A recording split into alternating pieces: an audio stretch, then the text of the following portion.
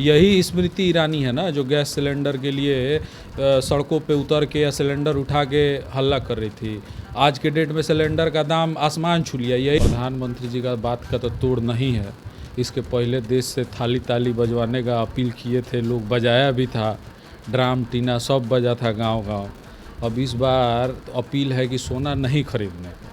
तो आम आदमी आप सोना खरीद सकते हैं। आपके घर में आपकी बहन बेटी का अगर शादी हो तो जिस हिसाब से सोना का दाम आसमान छू लिया है, 10 ग्राम का दाम 1.5 लाख रुपए से ऊपर चला गया, आप खरीद के दे सकते हैं। इस अपील का कोई तुलना नहीं है। मोदी जी चलेंगे 200 गाड़ी के कारवा में, उनका मंत्री संतरी चलेगा 50 गाड़ी के कारवा में। कोविड वैक्सीन लोगों को देने के लिए किस हिसाब से दबाव बनाया गया कि आपको एरोप्लेन का टिकट नहीं दिया जाएगा अगर आप वैक्सीनेटेड नहीं हैं, आपको होटल नहीं दिया जाएगा, बच्चों को स्कूल नहीं भेज सकते हैं जब तक वैक्सीनेटेड आप नहीं हैं।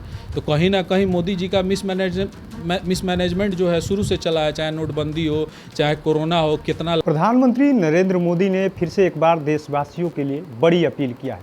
सोना कम खरीदना है, पेट्रोल को लेकर के भी अपील किया है, साथ ही साथ तेल को लेकर के, यानी जो खाने वाला तेल है उसको लेकर भी अपील किया है। हमारे साथ सीधे सीधे बात करने के लिए कांग्रेस के विधायक अभिषेक रंजन जी, प्रधानमंत्री ने जो अपील किया है, ऑनलाइन को लेकर के भी अपील किया है कि ऑनलाइन भी पढ़ाई लिखाई करिए, सोना पेट्रोल ये सब चीज़ों को कितना देख रहे हैं आप? देखिए, प्रधानमंत्री जी का बात का तो तोड़ नहीं है। इसके पहले देश से थाली ताली बजवाने का अपील किए थे लोग, बजाया भी था, ड्राम टीना सब बजा था गांव-गांव। अब इस बार अपील है कि सोना नहीं खरीदने का।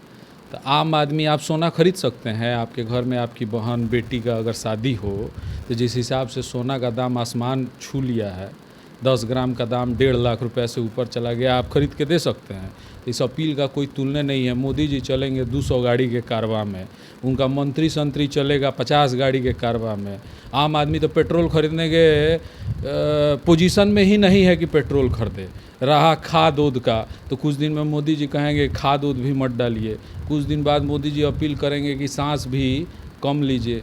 तो उनका काम है अपील करना, देश के जनता का काम है वोट दे के सत्ता पे बैठा देना। ना जनता को कोई फ़र्क पड़ रहा है, ना मोदी जी को फ़र्क पड़ रहा है। तो इसमें कोई टिप्पणी, विशेष टिप्पणी करने का आवश्यकता ही नहीं है। आप जिस तरीके से कह रहे हैं कि आम जनता वोट दे के बैठा देती है, लेकिन आपके नेता और विपक्ष के लोग तो कहते हैं कि एक तरीके से माहौल क्रिएट कर लिया जाता है, जनता को झांसे में लाया जाता है, ईवीएम से भी गड़बड़ी किया जाता है, हेर फेर भी कर लिया जाता है। यहाँ बिहार में भी 10,000 पैसे बांट करके वोट चुरा लिए गए, ले लिए गए। अब वोट चुरा लिया गया, वोट को इन्फ्लुएंस कर दिया गया, तो जनता आज भी आज़ादी के इतना साल बाद भी अगर कोई उसका वोट, सबसे बड़ा जो अधिकार है, उसको बरगला के उससे ले लेता है, तो जनता कहीं ना कहीं मूर्ख है, इसीलिए ठगी जा रही है। 10,000 रुपया आप आज ले लिए और वोट दे के सत्ता का चाबी दे दिए, सत्ता का अधिकार गद्दी पे बैठा दिए, और उसके बाद रोना रो रहे हैं कि समाधान मेरे समस्याओं का नहीं हो रहा है, तेल का दाम। यही स्मृति ईरानी है ना, जो गैस सिलेंडर के लिए सड़कों पे उतर के या सिलेंडर उठा के हल्ला कर रही थी। आज के डेट में सिलेंडर का दाम आसमान छू लिया। यही नरेंद्र मोदी जी हैं जो बोलते थे कि नॉर्थ कोरिया और साउथ कोरिया में युद्ध हो रहा है, तो कैसे देश का अर्थव्यवस्था प्रभावित हो जा रहा है, देश में महंगाई आ जा रहा है। आज जो ईरान और अमेरिका के बीच में युद्ध है, तो कहीं ना कहीं उसी युद्ध के वजह से जो पूरा अर्थव्यवस्था है डावाडोल है, तेल का स्थिति है या महंगाई का स्थिति जो सामने आ रहा है, परेशानी आ रहा है। तो यही मोदी जी सत्ता जब चाबी नहीं मिला था उस समय उनका कथनी दूसरा था। आज के डेट में सत्ता का चाबी उनके पास है तो उनका करनी कुछ और दिख रहा है। तो इन लोगों का कथनी करनी कहीं ना कहीं अंतर रहता है। एक और बात हो रही है, चर्चा कोविड की भी हो रही है। कोविड में हम लोग पूरे देशवासियों को एकजुटता करके और जो समाधान था, जो समस्या से उसका हल निकाले थे, इस समय भी हल निकाला जाएगा, लग रहा है आपको? क्या कोविड से क्या समाधान निकला? कोविड वैक्सीन के नाम पे बिना टेस्टेड वैक्सीन इस देश के लोगों को दे दिया गया। आज जितना भी हम लोग के देश का मेडिकल संस्थान है, इस बात को जबान तले बोलता है, छुपा के बोलता है कि कहीं ना कहीं वैक्सीन में दिक्कत है, जिसके वजह से जो युवा है उसको भी हार्ट अटैक का समस्या आ रहा है।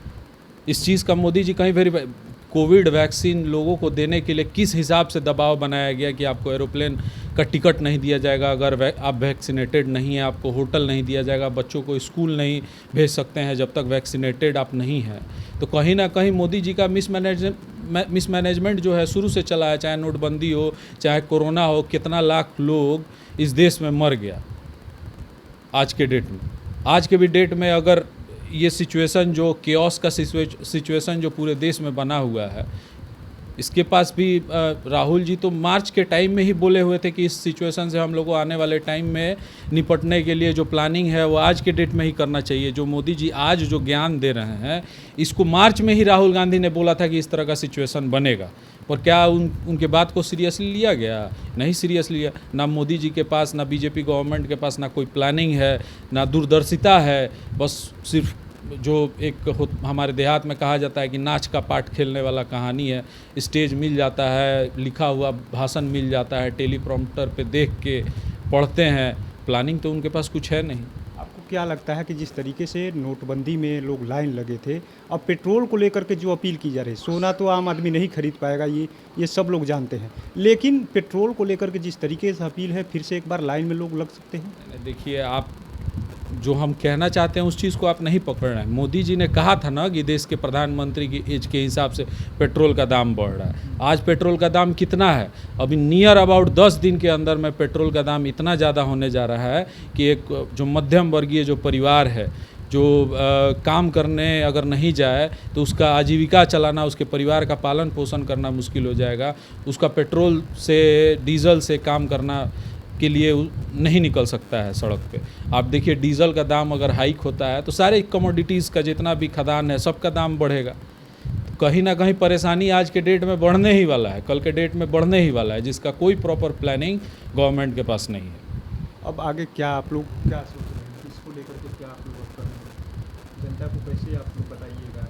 देखिए, ऐसा थोड़े है कि जनता के आँख पे पट्टी बंधा हुआ है। जनता सब कुछ देखते हुए पसंद कर रही है वही चीज़ को। धर्म का अफीम इतना चटा दिया गया है, हर चीज़ में धर्म ढुका दिया जाता है, घुसा दिया जाता है। उसके आड़ में अपना जो स्वार्थ है उसको सरकार सिद्ध कर रही है।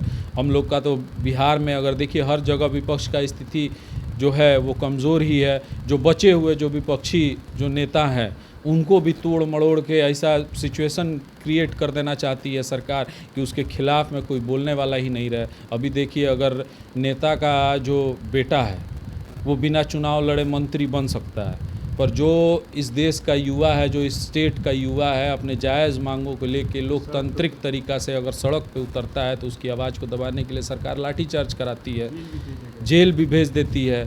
यूथ कांग्रेस का अगर किसी विपक्षी दल का कोई कार्यकर्ता अगर जनता के मुद्दों को आकर्षित करने के लिए सरकार के सामने लोकतांत्रिक तरीके से अगर प्रोटेस्ट करता है तो उस पर NSA लगा दिया जाता है। तो कहीं ना कहीं आवाज़ को जो है, जनता की आवाज़ को दबाने का प्रयास सरकार कर रही है। मूल मुद्दों से भटकाने की ये सब प्लानिंग हो रही है, क्या आपको लग रहा है? जनता को किस तरीके से मूल मुद्दों तक पहुंचने नहीं दिया जाए, भटका के रखना है। देखिए, मोदी जी का कहानी हमेशा से एक ही रहा है। जब उनके पास सॉल्यूशन नहीं रहता है तो चीज़ों को जनता के ऊपर फेंक देते हैं। तो वही चीज़ है, इनके पास सॉल्यूशन नहीं है। अब कुछ दिन बाद फिर आएगा वीडियो मोदी जी का रोते हुए मंच से, जनता पिघल जाएगी। इसमें हम क्या कर सकते हैं? तो आपने सुना किस तरीके से कांग्रेस के विधायक हैं अभिषेक रंजन ने, जिस तरीके से मोदी जी ने अपील किया है, यानी भारत के प्रधानमंत्री ने जो अपील किया है उसको लेकर अपनी बातों को रखा है। साथ ही साथ बड़ी बात भी कह दिया है जनता को लेकर के, जिस तरीके से लगातार प्रधानमंत्री हर मन से एक अपील करते हैं जनता को, और जनता उनके झांसे में कहीं ना कहीं आ जाती है। और एक तरफ देखा जाए तो अधिकतर राज्यों में बीजेपी की सरकार है, लेकिन समस्या कुछ और है और निदान कुछ और ढूंढा जा रहा है। NBC 24 के लिए पटना से कृपा शंकर।